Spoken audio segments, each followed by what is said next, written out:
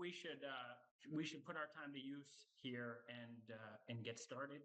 My name is John Copans. I am the director of the Montpelier Commission for Recovery and Resilience.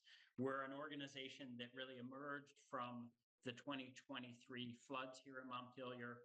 We're working on a variety of projects to make our community more resilient to future floods and other events. But I'm really here today as part of a group that we have named the Winooski Flood Resilience Collaborative. And I'm going to actually list a few organizations that are part of the planning team for that effort right at the outset, because this really is a team effort. We're working together with the state of Vermont, the State of Vermont Recovery Office, Vermont DEC is part of this. Both the Chittenden and Central Vermont Regional Planning Commissions are part of this effort. Friends of the Winooski, the Cabot Flood Resiliency Task Force, the Vermont River Conservancy, Winooski Natural Resources Conservation District, and then the Vermont Council on Rural Development is also part of this planning team. The idea around the Winooski Flood Resilience Collaborative is that none of us as individual communities are going to sort of solve the challenge of addressing flooding and flood resilience. It's the obvious thing to say that it really is going to require collaboration as a watershed, working together across town lines. And essentially, the collaborative is intended to create a venue for that activity to happen. We had our first in-person gathering back on December 4th here in Montpelier. About 80 people from 25 towns across the watershed. Many of you here today were part of that conversation up at the Greenway Institute here in Montpelier. And then our next event is, as folks know, on May 14th, we're going to be at Crossett Brook Middle School for an event that is really focused on mapping and modeling. We will have a presentation, a joint presentation by Roy Schiff from SLR, who I think is on here today, and also Rebecca Deal from UVM. And then we will sort of break out into smaller groups to sort of build stronger connections and think together about how we're using mapping and modeling in our own communities, or how we need it in our own community to identify and move forward with projects. We felt like, next week is about sort of modeling of the rivers, but part of what you need to be thinking about is precipitation. What kind of storms are we experiencing, and are we likely to experience, right? Fundamentally, floods start in the atmosphere with weather patterns and with big storms. And so I had the good fortune last year at the Vermont Emergency Management Conference to sit in on a session, put a presentation by Scott Whittier, and it contrasted the 2023 and 2024 flooding events. And I found it very illuminating. And so was really excited to reach out to Scott and invite him to do something similar, but really focused on the Winooski River Basin, and to look at sort of historic events and to help us understand a little more of sort of what goes into those forecasts. How do we understand sort of those river gauge forecasts? And so really happy to welcome Scott. Scott is currently the warning coordination meteorologist at the NOAA National Weather Service Burlington, Vermont forecast office. He's been at that National Weather Service in Burlington since 1993.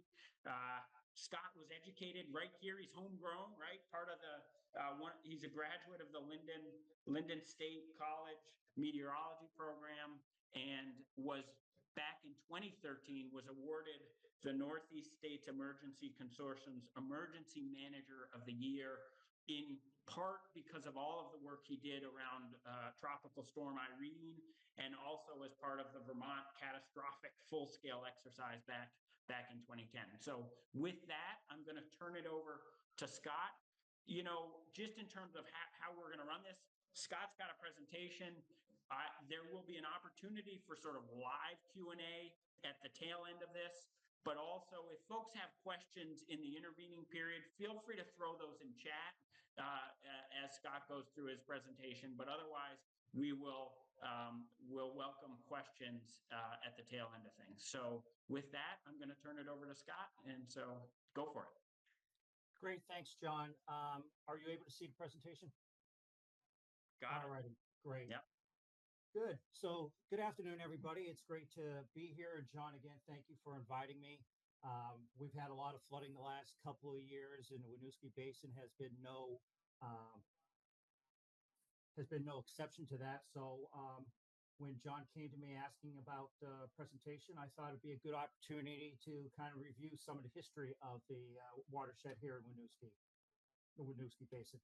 So basically, it's just a brief overview of the basin itself, some historical flooding and precipitation patterns that we have seen over the years. That includes the recent flash flooding and river flooding, the snowmelt flooding that occurred in December of 2023. Of course, the ice jam, we can't forget that. That used to be the flood of, not flood of record, but the last flood we really remembered until Irene came about. I'm going to be talking a little bit about this precipitation average reoccurrence intervals, basically, AKA the return periods, the perceptions and misperceptions on that. And I'm probably going to have time because I want to go and kind of introduce people where to find hydrographs and how to read hydrographs. So with that, as you all know, the watershed for the Winooski Basin basically starts up in the northeast portion near the Cabot area, southeast portion near Williamstown, southwestern areas near the Warren area, and up north to Stowe, and then it all flows pretty much east to west. A good 90% of the area is forested.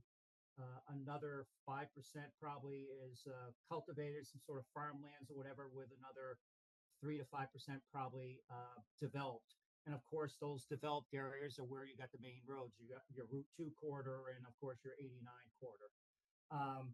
The Winooski Basin is basically made of about 8 or 9 subbasins as well. And I think you're all pretty aware of that, so I'm not going to speak too much more to that. In terms of whatever gauges are available to take river observations or provide river forecasts, we do have several automated basins to collect data across the entire area. The 4 locations that have stars are where there's actually forecast points along the river that the Northeast River Forecast Center will make deterministic forecasts for. So that, of course, would be Montpelier, Waterbury, and Essex Junction along the Winooski itself, and then Moortown, which is one of the bigger tributaries that comes into the Winooski. So I am going to go over kind of the crest history of those 4 hydrographs, basically going from upstream at Montpelier to Moortown to Waterbury and eventually to Essex Junction. So there's a lot of data on here. I really have it in here to show recent events and how recent events have gone to more of the historical realm of cases recently, and knowing that this would be available for people to look at a little bit later. But basically, the top message to take away from is no matter where you are within the basin for gauge locations, the top 3 events are the November 27th flood. Nothing has beaten that so far. And then number 2 or number 3, based on which forecast point you are, is either going to be the recent July 2023 flooding or Irene that happened in August of 2011. But you can see from the key that I have here in the bottom center, there's recent flooding of July 2024. The orange is the snowmelt from December 23. Irene, of course, is August of 2011. The light blue is the flash flooding that we had in May of 2011 that impacted the larger river itself. The green is, which is synonymous to what we happened in July of 2023, is June of 1973. And then lastly, I have in here in magenta is the 1938 hurricane, where the winds were probably more of an impact than the flooding itself. but still it shows up on several of our records. So you look at Winooski at Montpelier, of course, it's the 27 flood, which is the standard bearer, with the recent July 2023 actually overtaking the Irene, which was August 29, 2011, by a little over 2 feet. So 23 was a little bit more of a flood in Montpelier than 2011. And you can see the May 27th, 2011 event is number 4. So we have quite a, and then number 9 was the snowmelt of 2023. Now we look downstream a little bit to Waterbury. This gauge was not really installed until 2010, 2011. So the period of record is much less, but nonetheless, Irene is the number 1. July 23 is number 2. July of last year was number 3. And then you see the snowmelt flooding of December 23 being number 4, and the flash flooding on May of 2011 being in there. We go further downstream to Moortown. Again, 27 is number 1. Irene is number 2. And it's actually the 38 hurricane, which is number 3 for Moortown. You can see that the July 2023 flooding was 49th for the height level over at Moortown, and I'll get into more of that later. The June 24 flooding, which is very similar to the July 23 flooding, was number 24. And then the May flash flood of 2011 is the 112th level for Moortown. So I'll show you where the rain falls on a certain part of the basin, how it affects the gauge heights. And then finally, at the downstream gauge where everything collects before it enters Lake Champlain, 27 flood is number 1.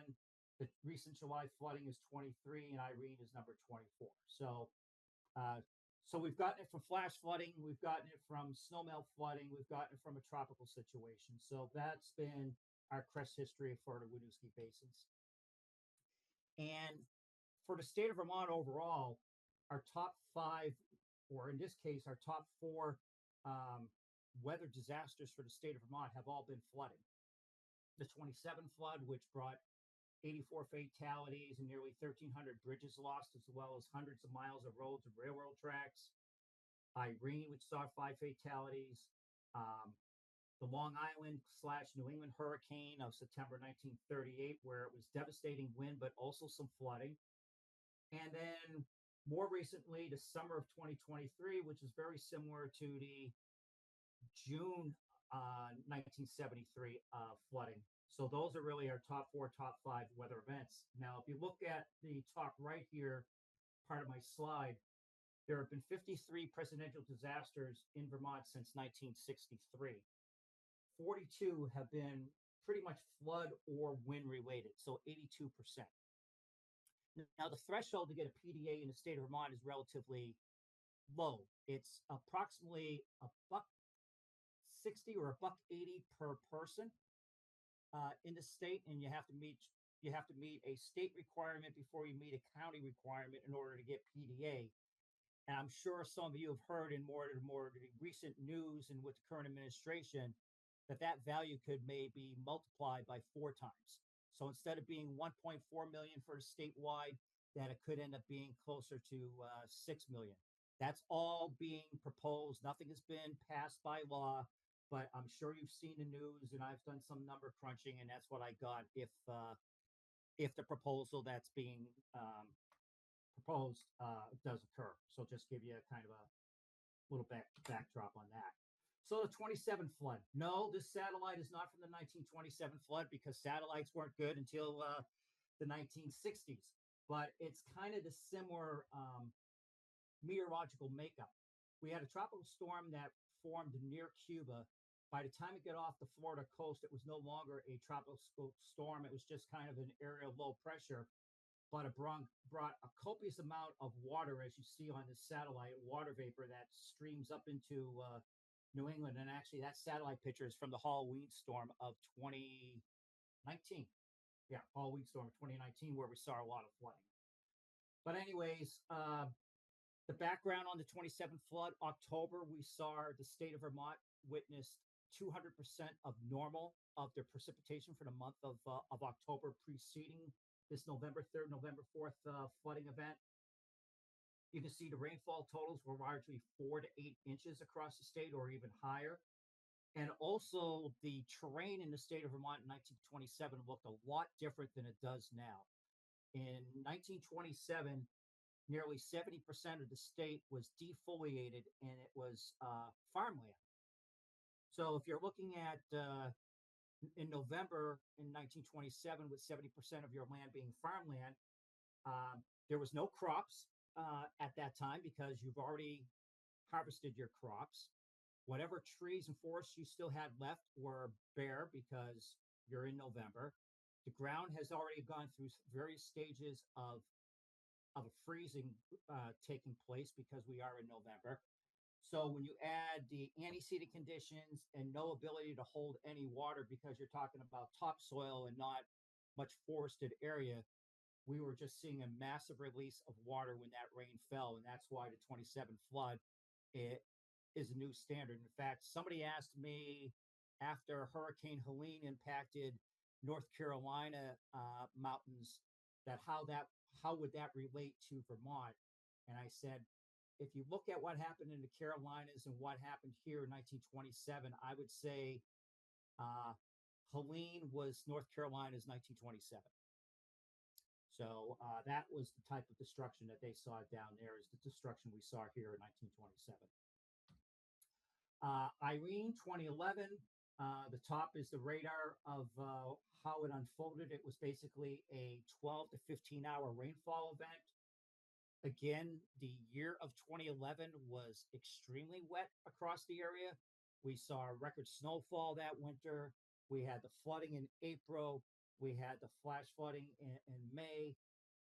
We had Lake Champlain that exceeded its previous record lake level by more than 3 feet.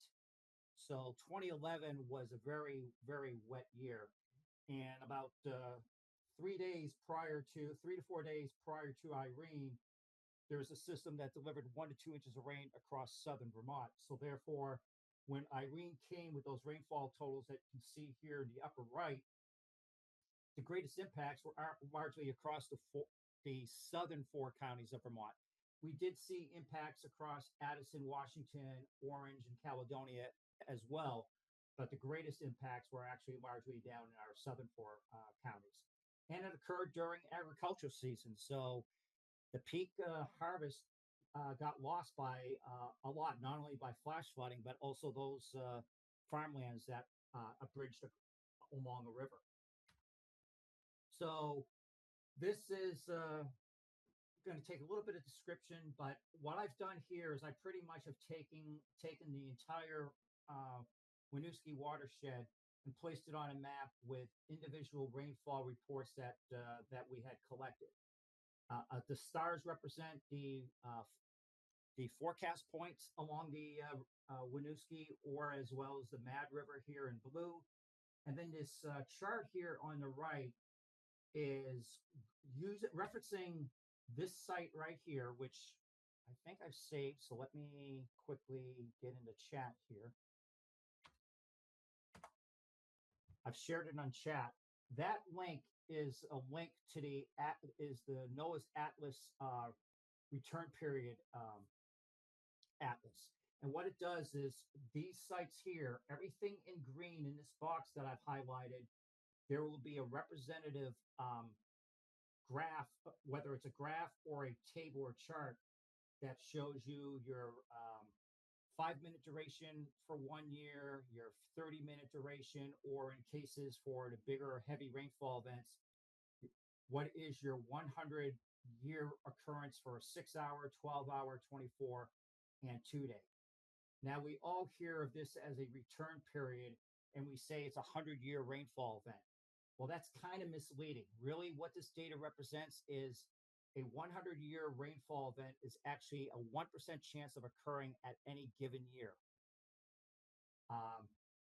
If we were to have a 200-year rainfall event, that basically represents a 0.5% chance of that rainfall occurring any given year. And I think it's important to look at that rather than the return periods, because we've seen in the Mississippi River Valley that in 1993 they had 200 quote 500-year events separated by no more than 30 to 60 days. So it's really looking at this, it's more of the percentage of the chance that you're going to have this event occur any given year. So if we go back one slide, what I basically wanted to show you here is with Irene, which was a 12 to 15 to a 12 to 18-hour rainfall event, that these reports you see in here, that the rainfall was largely a 100 to perhaps 500, or better yet, a 0.2% or a 1% chance of occurrence any given rainfall. And you can see by the highlighted red box, that represents basically the whole basin. And the whole basin, for the most part, received 4 to 6 inches of rain. And that is why that starting at Montpelier, going downstream to Waterbury, including Moortown and Essex Junction, every single one of those flood stages received major floods, is because that entire basin witnessed a 0.5 to 0.1% rainfall event. Now, the Long Island hurricane, New England Hurricane 38, this hurricane moved at some 60 to 80 miles an hour forward speed. So when it entered Long Island, it was at 3 o'clock. By the time it exited Vermont, it was at 8 o'clock at night. And this is the only landfalling hurricane that was still a hurricane strength when it crossed the border in the state of Vermont. Of all our tropical systems that we have had, including Irene, the 38 hurricane was the only hurricane that was still, by definition, a hurricane when it crossed into the state of Vermont. You can see the rainfall wasn't anything that great here. 5 inches is in this red. The burgundy color is 7 inches. So you can see the highest rainfalls were largely across central and southern Vermont, largely southern Vermont. Nonetheless, there was still a lot of impacts. Hurricane force winds that did a lot of damage to our maple groves and our apple orchards. Flooding, well, a combination of flooding and tree damage blocked over 2,000 miles of public roads. The storm killed 5 people in the state. The July 23 and the June 1973 flooding, very similar meteorological conditions that caused the flooding. You can see the more outdated pictures here. The far right is from June of 73, and then the more current pictures here are from July of 2023. The White Cottage snack bar in June of 73. I've seen it, but I can't find it again. There's actually a photograph, very similar looking, of what happened in July of 2023 over there in Woodstock. But you can see a lot of the flooding that occurred, the Swiftwater rescue assets, and I really can't enough emphasize the great work that these folks do at our state Swiftwater rescue teams. Prior to Irene, there were only 3 teams that were designated to do this work prior to Irene in 2011. Now there are more than 24 in the state. So a great amount of work has been done by state leaders and the folks at the state fire and safety that have moved these efforts forward. So the July 2023 flooding, again, this red box represents the footprint that saw 4 inches or more of rainfall. And with the July 2023 flooding, it was more of a 1 to 2 day rainfall event. It was not all, there were periods of maybe 12 hours that you saw some heavy rainfall, but it was really more of a 24 to 36 hour rainfall event. So this red box represents where those areas that witnessed over 4 inches of rain, which was most of the area. It was a little bit less as you got towards Danville. Don't have the data here down in the Washington Williamstown area, but it looks like they did all right. But for the most part, most of the basin received it. And you can see, because most of the basin received these heavy rainfalls, every one of our forecast points recorded major flood stage. And again, comparing July 23 to June of 73, you can see the rainfall footprints are pretty similar. The the lighter pink being 5 to 6 inches, and the darker pink being 6 or 7 inches greater. And the June of 73 is to the right, July of 23 is to the left, and pretty much a similar outcome. And the weather system that developed and created this event was very similar. That it was basically a wintertime closed low, or steering currents, which are a stall type of system, but was in the heart of the summer where you had tropical moisture, and this tropical moisture comes in the form of thunderstorms. So the efficiency of this is maybe 3 or 4 times of what you would see during a winter type of storm. The most recent is the remnants from Tropical Storm Burl, when that moved across the area. This was definitely a flash flood problem more than it was a river flood problem, but nonetheless, we did still see some river flooding. Flash flooding occurring in Barnet, Plainfield, Peacham, Richmond, Moortown, and other locations, including Lyndonville. This was the flooding from the Passumpsic, which has shut down, unfortunately, the Miss Lyndonville Diner for the rest of the time. And going to Linden State, that was my #1 place to go to. So I'm very disappointed on the flooding that happened in July of last year. If you look at my square or graphic, as I've done with the others, you can see that the rainfall footprint with Burl was a little bit more of the northern basin, from the Moortown area through near Montpelier, definitely through Plainfield, and getting up into the Cabot region, whereas we saw 4 to 5, 4 to 6 inches of rainfall. Less rainfall occurred south of Montpelier and south of Barrie, but still 3 inches in here. And then in the Waitsfield, Moortown saw about 5, Waitsfield only saw 3.5. But you can see that just southwest of Berlin, it was 3 inches or a little bit less. The rainfall occurred in a 6 to 12 hour period, but again, much of the heaviest rainfall occurred, or what would affect Montpelier, came from the branches, the eastern branch of the Winooski that comes through Plainfield and Marshfield and stuff. The contribution from the Dog River from our southeast was really not that great. We didn't have any flooding on the Dog, but we did have flash flooding in the Barrie region, just because we saw 3 to 4 inches of rain in a 2-hour period in the urbanized areas of Barrie. So in this situation, Montpelier never saw flood. In along the Winooski, there was no flooding on the Montpelier. It reached very close to flood stages 15. It got to 14.5, but there wasn't an issue. Meanwhile, upstream at Middlesex did see major flood from contributions that came from the Mad River, especially what came from around the Moortown area further. Waterbury, because of all that rainfall that came in from the Winooski east of Montpelier, and then the contributions from the Mad River, that forced Waterbury to reach major stage. And of course, all that flows into Essex, and Essex saw some flash flooding. And then just to reminisce of what actually happened,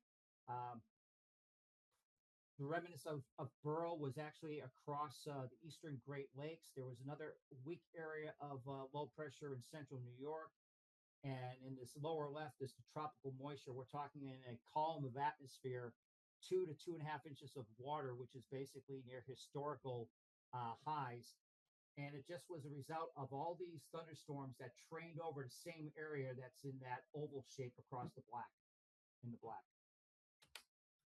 Rainfall from Burl last year, you can see again the oval showing largely 3 to 5, 3 to 6 inches of rainfall. Very similar to what happened in May of 2011. And therefore, I'm going to compare 2011 with Burl. So once again, Burl is in the right. The May 2011 is on your left. From there, it looks like it's the same footprint, but the footprint was a little bit more further south with the 2011 flooding than what was with um,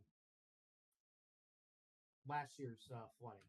So if we take a look at that box that I've shown you again, uh, with the 2011 flooding, you notice that the box represents basically where there was 4 inches or more of rainfall. And you can see two of our gauges actually here, the Moortown as well as the Waterbury. Rainfall was still heavy, but largely 2 to 3 inches of rainfall fell there. Montpelier, basically 3 to 5 inches of rain, or 4 to 5 inches of rain fell there, as well as in Barrie and along the upper reaches of the Winooski flowing down. So what happened here was, because you had more of a footprint, including down to the south, you did see major flood status at the gauge in Montpelier, and you saw flooding in downtown Montpelier. But Moortown, because there wasn't much rain upstream from Moortown, they never flooded. They reached only action stage. Waterbury was only moderate stage because of the major flooding that came upstream, came from upstream Montpelier down to Waterbury, but the contributions from Middlesex were not as great, or from Moortown weren't as great. And then, of course, further downstream in Essex, you only had moderate flooding because of the lack of contributions from the Mad River. And here's what it looked like on radar and the end result. We had a stalled boundary, delivered multiple heavy rain showers and thunderstorms for about a 12 to 15 hour period. And the end result was some of the flooding. The picture here shows the flash flooding in Cabot. The one in the lower right, I believe, is flash flooding from Cabot. And then this is a picture of Route 302, I believe, in Barrie, from the flash flooding. Let's get away from what falls out of the sky and what's happened on the ground. I guess there's a little bit that comes from the sky as well. This is a summary of what happened with the December snowmelt flooding that occurred December 2023. The graphics here in the lower section of the central part of the page pretty much shows a snowpack of 1 to 3 inches from our early December storm. So this was an early season snowmelt. Given the fact that you had a snowstorm around a week to 10 days prior to this event, the snowpack never really got super cold. The snowpack was pretty much ripe and available for melting because it was so close to the actual event that happened on December 17th through December 19th. So when you had temperatures in the 50s and you add 2 to 2.5 inches of rain, your snowpack went from 3 inches in some locations to less than an inch. So with this event, you had 2 to 2.5 inches of rain occurring on top of 1 to 2 inches of snowmelt over a 2-day period. So you didn't have the flash flooding that you witnessed in all the other situations I brought up. But you did have stream flooding and you did have river flooding, as you can see from the hydrographs from the Winooski at Montpelier here, which reached moderate stage. The Winooski at Waterbury, which reached moderate stage, just below major stage. The Winooski at Essex exceeded major stage. And then the Mad River at Moortown just reached major stage as well. Again, no flash flooding, but a lot of field flooding, low road flooding, tributaries, and main stem. And then lastly, for flooding for historical reasons, March of 1992, which was basically, if there was no ice jam, it would have, if there was no ice jam, flooding more than likely would not occur. But we had the series of ice jams. The bigger ice jams being along near Bailey's Bridge, I believe upstream along one of the bridges, Taylor's Bridge had something. And it happened basically where at Cemetery Hill, and that's where the main ice jam was, and everything backed up. And needless to say, you had some major chunks of ice and some backwater that caused flooding in downtown Montpelier during the event. So in summary, for precipitation and what is needed, largely 3 to 4 inches of rainfall is needed, including maybe snowmelt as well, to lead to any onset flooding for many of the subbasins. Antecedent conditions play a significant role. So if you've had 3 to 4 inches of rain, but you've been in a drought or there really hasn't been much rain, then your chances of a flood or severity of flood are much less than if you had wet conditions. The magnitude of flooding is largely dependent on four factors: the amount of rainfall, the duration of that rainfall, the aerial coverage, and as I mentioned, the antecedent conditions. And then in terms of the main stem flooding for the Winooski, it really is dependent on how many of the subbasins have been impacted with the heavy rainfall to determine what parts of the main stem will flood. So what I highlighted in this box here is with approximately 5 inches of rainfall, a 5-inch rainfall footprint, depending on the time that occurs, determines your return interval or your percent of occurring. A 5-inch rainfall occurring in a 6-hour period has a 0.2% chance of occurring any given year. A 5-inch rainfall in a 6-hour period has a 0.5% chance of occurring. But a 5-inch rainfall in a 24-hour period has a 2% chance of occurring. So really, the shorter duration of a heavy rainfall is going to give you your greatest issues. All righty, it looks like I still have time, John, so I'm going to quickly go into hydrographs. Let me click on this for two reasons. One, to show you what comes up when you click on that, but also so I can take the URL and immediately dump it into the chat. Did it take? Nope, it didn't. It took something else instead. So let's try that again.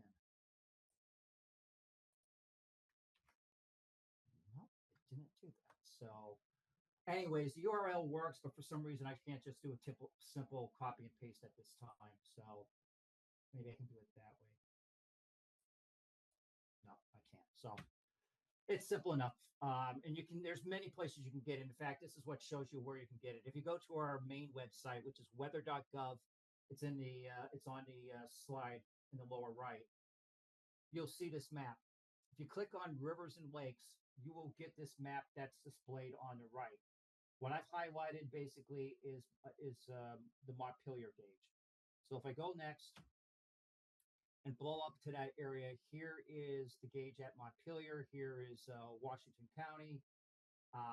What you would get when you click on that green box is you'd get the Winooski at Montpelier. The first half of the graph would be your observed graph.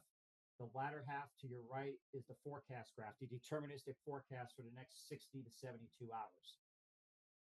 Also on this website, you will get historical data. You will get what floods at various levels of the river at that particular gauge site, what may flood.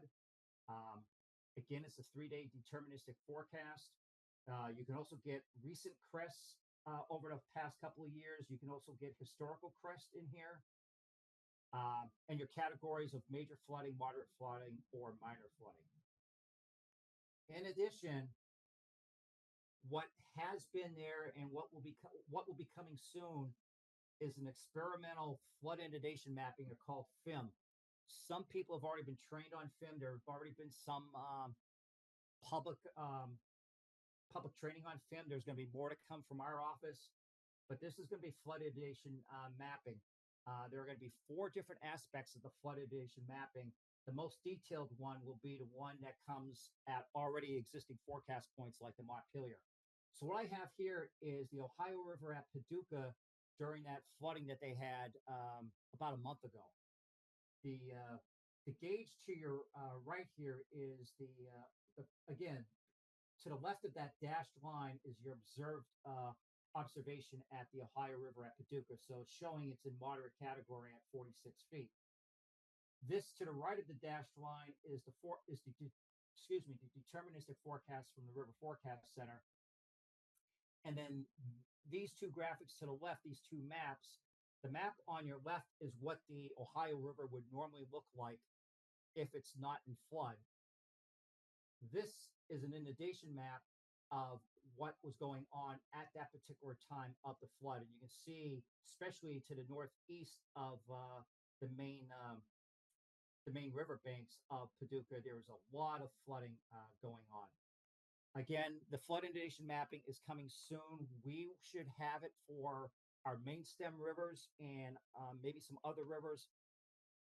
Our hope is by the beginning of fiscal year 2026. Of course, with recent changes and budgetary changes at the federal level, I'm not saying it's going to be delayed, but nothing surprises me when it comes to federal spending and federal deadlines. But right now, it's looking at fall of did I say beginning fiscal year 2026 or the fall of 2025? So the fall of this year. Meanwhile, what we do have on some of our gauges is also what you can get is called the probabilistic solutions on the ensemble graphics. If I go back to, no, I don't think it, oh, yeah, I would. I'll show you later, but if you go to rivers and lakes, you know what, I'm going to do that now.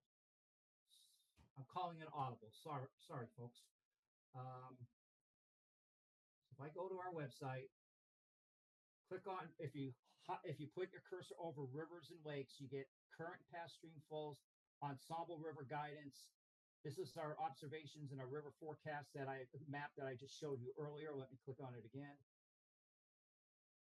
There you go. But if you go to this ensemble river guidance,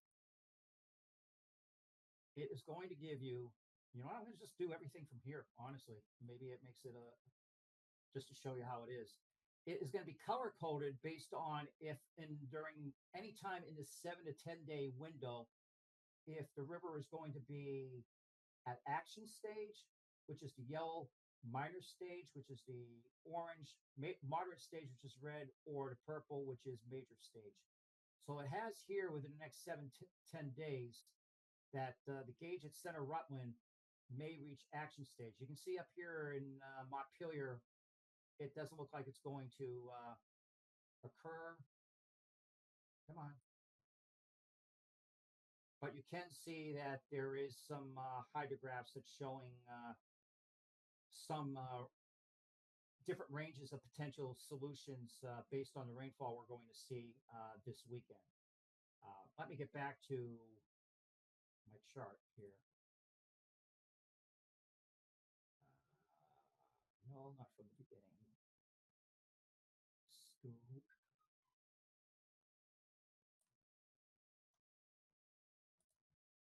And there.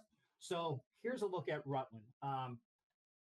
The ensemble is suggesting there's a 30% chance that will reach the action stage. So if I looked at the hydrograph for Otter Creek, you can see that the Otter Creek right now is approximately 5.2 feet, and it is scheduled to go down through the 9th at 8 a.m. The 9th would be Friday morning. But then we get some rain Friday into Saturday, and then the solutions are all across the board. The blue line represents the median of these solutions. The blue colored area represents the 25 to 75% likelihood that this will be a solution. And it is based off of the 25 to 75% likelihood of the forecasted rainfall. So if we're forecasting deterministically an inch and a half for Rutland, the 25 to 75% is likely ranging from 3/4 of an inch of rain in Rutland to maybe 2 inches of rain. And this ensemble or set of ensembles basically just shows us what is the possibility. So when you get future in time, when you get into the first 3 days of the forecast, your deterministic should be pretty good. But I still like using this ensemble graphic because the deterministic will still be based on, say, you're forecasting 2 to 3 inches of rain. But what happens if the storm overachieves and you get 4 inches of rain? The deterministic is not going to give you a solution for 4 inches of rain because it only put in for 2 to 3 inches of rain. This will give you a first guess of what the other solutions could be like if that occurs. But I am going to put a big caveat. Use this with extreme caution. There are multiple simulations. They're only run twice a day with multiple solutions. These models that run this stuff are Very synoptic, very large scale models. They don't take the finer resolution that's in place. There is limited quality control on the data that's going into these models. And again, they are available up to 10 days. So it is good to kind of know, is there a possibility of flooding? But say if that minor flooding for Center Rutland in that green, pretend that was major flooding for Montpelier. I would not be I wouldn't want people to freak out about that. If they see something that's going to suggest minor, moderate, or major flooding in a 7 to 10 day window, or even a 3 to 5 day window on this graph, I would say the first thing you should do is reach out to us and say, is that even a probability? What is the likelihood of something like that occurring? Instead of making plans just solely on that, I would definitely reach out to us. And if we don't have the 100% answer, we would reach out to the hydrologists at the Northeast River Forecast Center to get their take on what's going on. Lastly, we're talking about a resilience group. So we're talking about mitigation and preparations and getting ready for any future flooding. So there's a program within the National Weather Service and with FEMA is slightly involved as well, called Storm Ready. It's about communities getting themselves building for the next and preparing for the next significant weather event. I would go to that website that's there, take a look, see if you want to be involved in Storm Ready. Basically, what it is for the local communities is making sure that you have 24/7 communications, and then any local emergency action plans have some sort of weather annex for anything that could occur.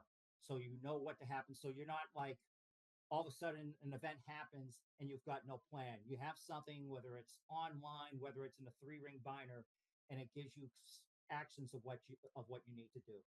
So just wanted to pass that along to all of you as well. And with that, I've taken up more of your time than really wanted to. So somebody has asked me, or John asked me, about future rainfall and future climate. In today's environment, and I think you know what I mean, I am going to limit about speaking about the future in climate. These are links and resources to national climate assessments that have been done, which will share some of the information. But the one thing, if the question is asked, has there been an increased frequency of heavy rainfall events? I'll answer that yes. So with that, I'm opening it up for questions, John.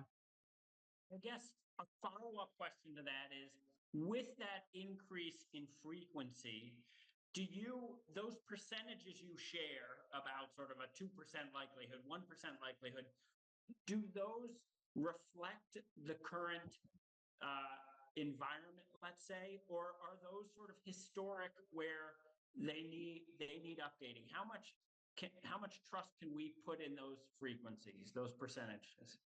John, I'm glad you mentioned that because it is somewhat historic. They try to update these things every 10 years or so. There is a new update expected for 2026. And let me share my screen again. Find that here.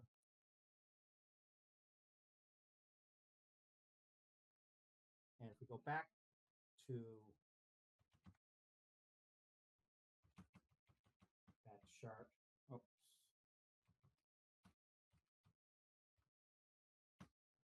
I know, there it is.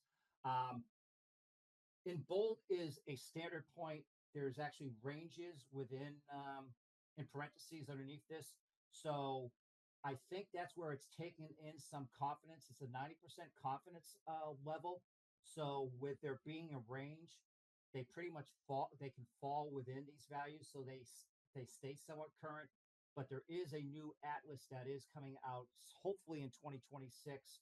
Although NOAA's funding got chopped severely with or is getting proposed chopped severely with this upcoming budget, and they're trying to keep the field offices like National Weather Service forecast offices that issue warnings.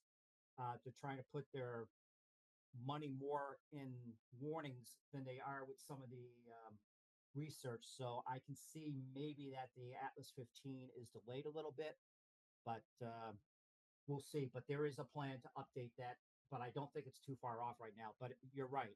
With the more frequency of these events, there's likely that we will start seeing these values change.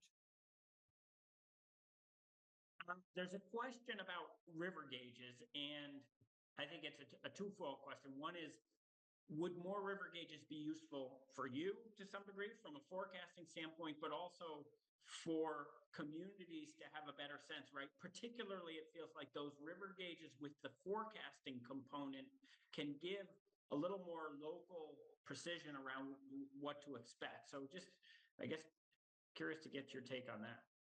Yeah, more data is better. I mean, there's no doubt. More data is better. Um, the funding of how these river gauges are in the state of actually it's across the country is U.S. Geological Service um, they install and they maintain these gauges, and the gauging program started way back. I honestly I don't know. I want to say 50s, 60s, before that actually, and it's always been maintained, and it's always been, or at least more recently, it's a 50% federal, 50% state or local contribution to maintain these gains. The first time, it's not just a first time issuance and get the gauge in there. It's the maintenance. It's developing a rating curve for future for potential future forecasting at that particular site. So they're not cheap.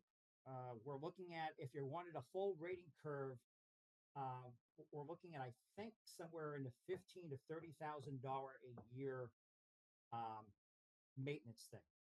Now, in terms of having some sort of a gauge that measures the level of the river and at a certain threshold has some sort of audible alarm. I'm not saying a siren for the district, but does some sort of, whether it's activating a reverse 911 or notifying your public safety building or your town hall of a certain level has been reached, and it's a series of steps that you need to take to let your constituents know. That I don't know what the costs are. That's not pretty much. That is not something done through USGS, as far as I know. I believe that would be just something um, local municipalities can look into, and frankly, in places like Plainfield and um, East Montpelier, or places that there's just no gauges and it's more of a flashy nature, that would be the type of gauge that should be considered if people feel that the risk versus reward is the amount of money we spend on maintaining something like that. Is that worth, what the actual or another flood would come? So that's something for local communities to look into. But that certainly, I would think, and I don't know the technology that well, but I would think that is going to be um, easier to obtain. But I don't know if, and in terms of federal funding on something like that, there's always grant money around. There's all sorts of federal grant money, or there used to be. What's available for something like that, whether it's through FEMA, whether it's through, I don't know, it could be Small Business Administration, as far as all I know, because of agricultural crops or whatever, I have no idea. But for those that are in quick sub basins, that would be where I would try, because I don't. Because the other problem is if you do something like, if you try to get the current gauges or forecast points like we currently have right now, say there's abundance of money, it's still limited to this to USGS. If the USGS is not, if their budget is not increased, then they're not going to be able to provide their 50%. Not to mention, they're not going to be able to hire the staff in order to maintain those gauges. So it's Yeah. it's complicated. I wish Yep. we had all the money in the world to do all these things, but unfortunately, it's very complicated when you start getting into what the state can do, what the federal can do, and when you're changing administrations every 4 years, it makes it even harder. Yep. Mark asked a question. Some of the gauges seem to use the level above sea level versus sort of the river level. Like, why the difference, or yeah. That one would have to be passed on to John Goff, who's our service hydrologist.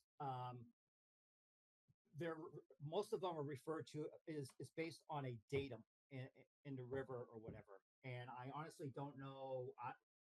I have some idea, but I'm afraid I will explain it wrong. So instead of me doing it wrong, I'd rather just have talk to John Goff here at the office to get a little bit more better feel on that. That's great.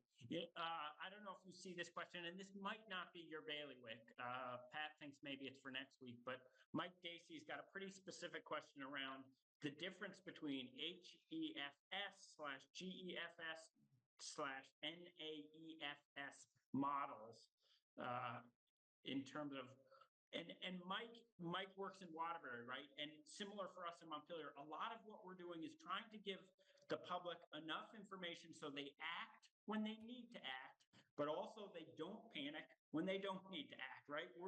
We are looking for sort of the best, both the best data and the best way to communicate that data to really help inform the public. And I think that's part of what Mike's getting at there. Yeah. Mike, on that, so here's that ensemble page that I referenced you to, and we'll just take Waterbury. I click on Waterbury, and right, you're looking at different data. The default in this one happens to be the NAIFS.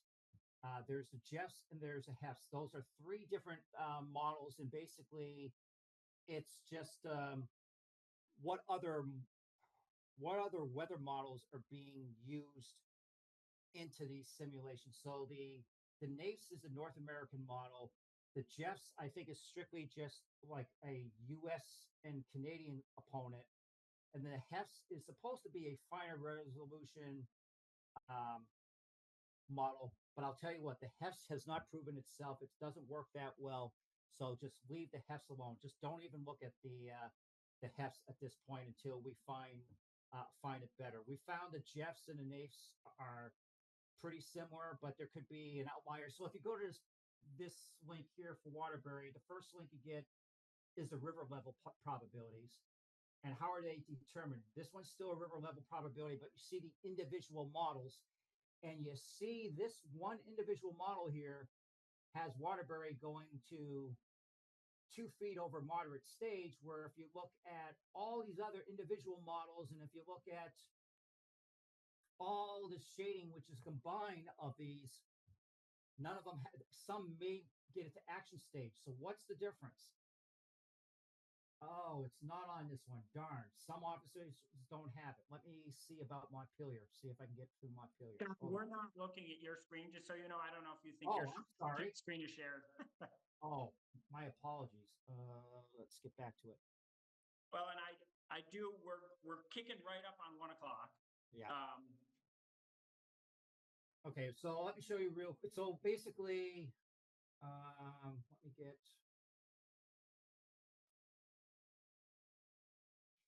one more. Let's get Montpelier, see if they have it in there. So it's defaulted to NAIFS. Here's all the different rainfall potentials, and you can see in this blue, 25 to 75% is the most likely, but you do have some outliers as much as 4 inches. And that's why sometimes you can get, even though your ensemble has us near 13 feet, or 11 feet at the worst case right now, there are some individual river levels that are forecasting maybe as much as minor flood stage. And I think that's based off of 1 or 2 solutions. So the problems could be the rainfall amount in there is bad, or the model simulation in terms of how it channels the rain from point A to point B, the location itself could be bad. So that's where, if you look at this stuff, use the NAIFS and the JEFs. Don't use the HEFS, the HEFs. Don't use that.